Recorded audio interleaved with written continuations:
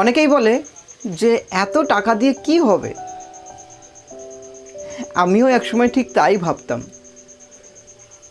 কিন্তু তারপর একটা ঘটনা আমার সমস্ত চিন্তাধারাকে পাল্টে দিল।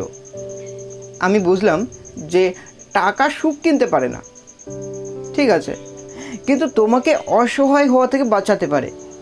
দেখো, আমি বড়লোক হওয়ার কথা বলছি না, কিন্তু এতটা উপার্জন করো যাতে তোমার যদি হঠাৎ করে কিছু হয়ে যায় যেন তোমার পরিবারের রাতের ঘুম না উড়ে যায়। এতটা উপার্জন করো যাতে তোমার বাবা মায়ের চিকিৎসার জন্য কারো কাছে হাত পাততে না হয়। এতটা উপার্জন করো যাতে তোমার সন্তানের পড়াশোনা মাঝপথে থেমে না যায়। আর এতটা উপার্জন করো যাতে তোমার পরিবারের সবচেয়ে কঠিন সময়ে তোমার পরিবারের সম্মান বিক্রি করতে না হয়।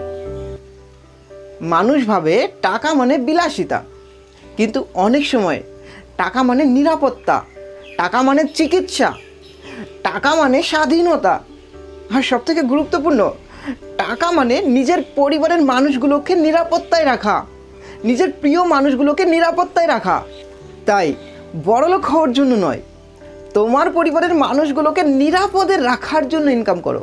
কারণ তোমার অনুপস্থিতিতে তোমার পরিবারের মানুষগুলোর চোখের জল মোছাতে কেউ বাধ্য নয়। দেখো, টাকা সুখের গ্যারান্টি নয়, কিন্তু অসহায় হওয়ার সম্ভাবনাকে অনেকটাই কমিয়ে দেয়। তুমি যদি নিজেকে প্রতিদিন একটু একটু করে উন্নত করতে চাও, নিজের পার্সোনালিটি ডেভেলপ করতে চাও, নিজের মন মানসিকতাকে বুঝতে চাও, তাহলে এক্ষুনি আমাকে ফলো করো। আর এই ভিডিওটি তোমার সেই সমস্ত বন্ধুদের সঙ্গে শেয়ার করো যাদের এই ভিডিওটি প্রয়োজন। চাইলে নিজের পরিবারের সঙ্গেও শেয়ার করতে পারো।